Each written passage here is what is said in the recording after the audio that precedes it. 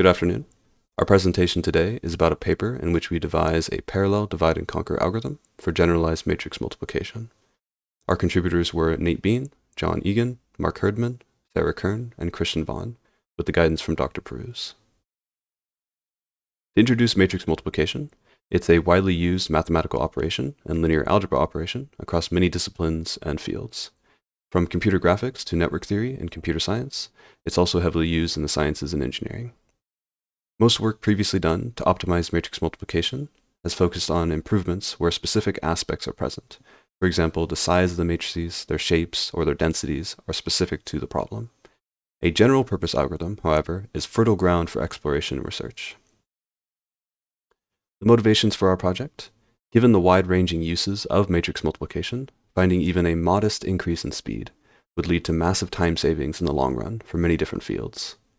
Because the subject is so important, many excellent resources have been written on the subject, and we had a wealth of knowledge to draw upon for our own research.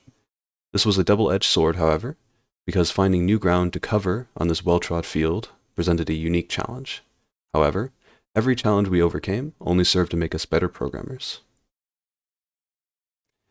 Our research question, we asked, can an algorithm for generalized matrix multiplication take advantage of the GPU architecture in such a way as to significantly improve performance?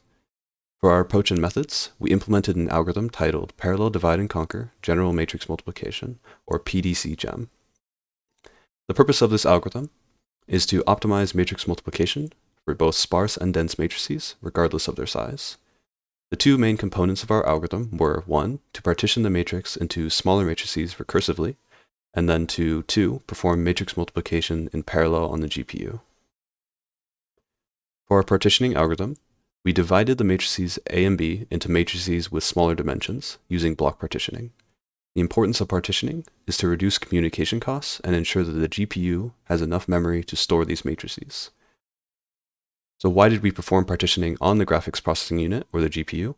Well, the GPU performs parallel computing far quicker than the CPU because of the increased number of processing cores and threads available. Because of this, they are capable of performing the same instruction on hundreds of inputs simultaneously. This is ideal for the repetitive calculations that are present in matrix multiplication. One downfall of the GPU is that it has a limited memory. We accounted for this limited memory by using our block partitioning algorithm, and the partitioning threshold was set such that the submatrices would fit entirely on the GPU. For our algorithm, partitioning was halted once we reached the base case or partitioning threshold, as we mentioned in the previous slide. Matrix multiplication is then performed on the submatrices A and B of size m by n and m by p respectively to calculate the resultant matrix C of size m by p.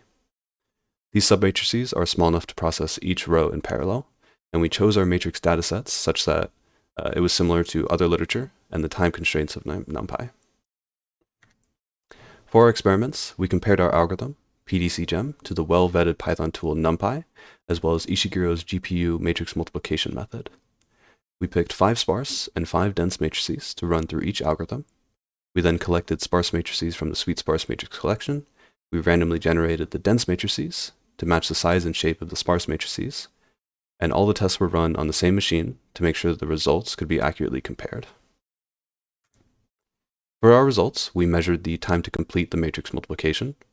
Our experiment showed that PDC-GEM does perform similarly on both sparse and dense matrices, as you can see in these tables. One surprising result was the incredible increase in speed we achieved with very small matrices. This turned out to be because the entire matrix could fit within the GPU, and so we incurred no communication costs via partitioning on the CPU and then transferring the matrices to the GPU. Larger matrices are perhaps a more telling comparison. There we achieved speedups on the average of about 5.6 times over the NumPy algorithm. Compared to Ishigiro's method, we had a 300 times speedup. So our conclusions: our testing has shown that PDC-GEM has a noticeable speedup compared to other existing methods. The partitioning algorithm allowed all the data for computation to stay in the cache, and using a GPU provided more threads and processing power compared to a CPU. This combination allows for similar performance for both sparse and dense input matrices. The downsides of our approach is that the small memory on the GPU forces the partitioning algorithm to make very small matrices. This leads to more communication costs between the GPU and CPU and higher overhead. Our algorithm also doesn't take advantage of sparse matrix features, which would allow for compression methods. This has been our presentation. Thank you for watching.